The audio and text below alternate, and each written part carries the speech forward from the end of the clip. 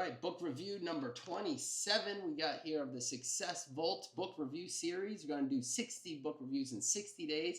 I got my favorite painting, Chocolate Milk, behind me today. Also in the distance, we got the map of biking across America, but I figured let's go a little more casual. Well, actually, the last one we shot in the bed, feeling a little better today, but I want to get after it. This is a real estate related book today called The Flipping Blueprint by Luke Weber. It's a good one. A lot of key takeaways in this book. You know, real estate's obviously a passion of mine, but Luke does a great job on kind of breaking down how to flip homes and make them valuable, so, with good profit gains. So right out of the gate, he says, if you don't know how much you can sell a house for, how do you know how much you should pay for it? In real estate investing, we make our money when we buy the property and we collect it when we sell. ARV is the value of a property after repairs. When you can start determining your ARVs more accurately, you will get into safe real estate investments and make more money. Knowing how to determine your ARV is the most important and vital aspect of flipping a house. Here are the 4 categories from this book that Luke Weber breaks his rehabs down into. 1, lipstick, generally $14 plus or minus square feet of surface flip upgrades. Number 2, standard, $18 plus or minus square feet of usual upgrades such as floor, cabinets, etc. Number 3, vandalized, $26 per square foot of more intense needed to replace stolen items, etc. Number 4 upgrade, $32 per square foot of next level additions on molding, etc. So you will miss 100% of the offers you don't make. Inaction is still inaction. On page 55, Luke says, the realtor will set up this auto search for any active listings that has one of these keywords or phrases in the listing. Luke calls this the dirty dozen. It is distressed, fixer, repairs, tool belt, handyman, must sell, reduced, back on the market, fixer-upper, damaged, short sale approved, and do not enter. Those are the keywords that he wants to see in the listings that kind of get him attracted to the property, and then then he'll acquire a showing. A wholesaler is someone who puts a property under contract and then sells you his or her interest in the contract. You hear more of those more and more nowadays. On page 71, Luke says, your offer is the hello that starts the conversation. I talk about that a lot with my clients, even on the selling side or the buyer side. It's like, hey, propose your ideal offer, start the conversation, and hear what the seller's interest is. If you're way left field, then they may just say, we're not going to make a decision yet, but start the conversation. I want you to make research and informed offers on properties that people actually want to sell. Remember, the longer you have the property, the less money you're going to make. When I am seeking investors, I typically tell them, I want your money, not your mind. What this means is I do not expect them or want them to help in remodeling and selling of the property. Well, I want to look back at those last 2 quotes because he talks about the longer you hold a property, the less money you're going to make.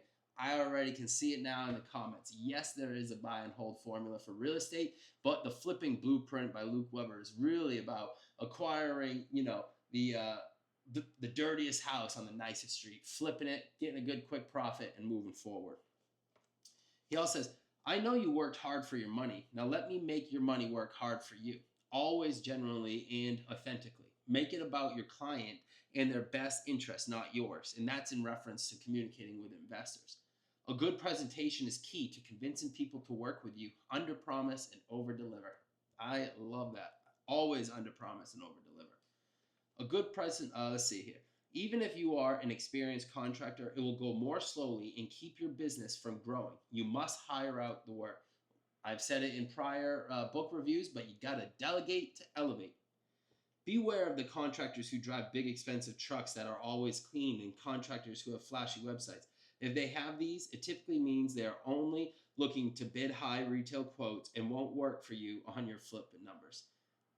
For each is their own. I don't know about that, but it's good thing to consider, I guess. Change orders should always be in writing. Absolutely. See a lot of my clients with new builds that if those change orders aren't in writing, it's hearsay, right? Pick a realtor who has a solid marketing plan, is a good communicator, and a good negotiator, and cares about your bottom line as well.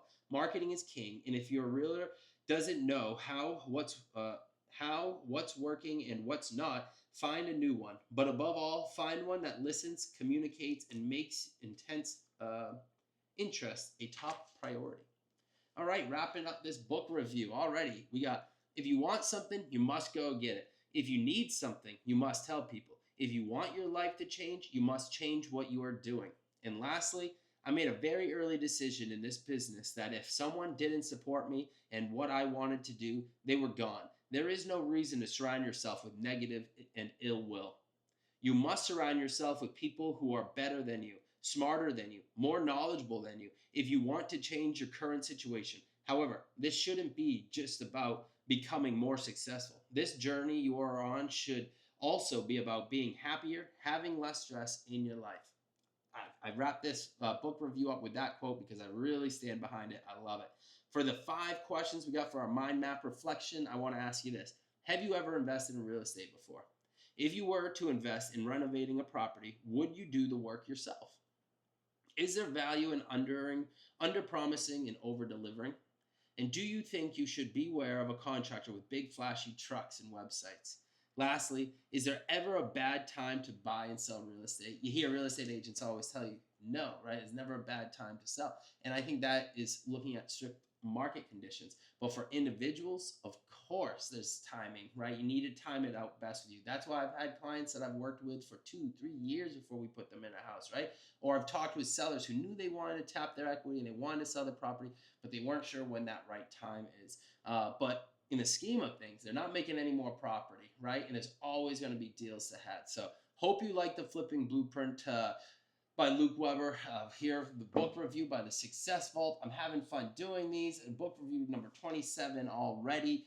Please check out the other ones if you haven't already. We got a lot of classic ones. And next up, we have Psycho-Cybernetics by Maxwell Maltz, another one of my favorite books. And having a blast doing this with you guys. As always, I encourage you to go do an adventure for the day. Go enjoy yourself. Most importantly, thanks for listening.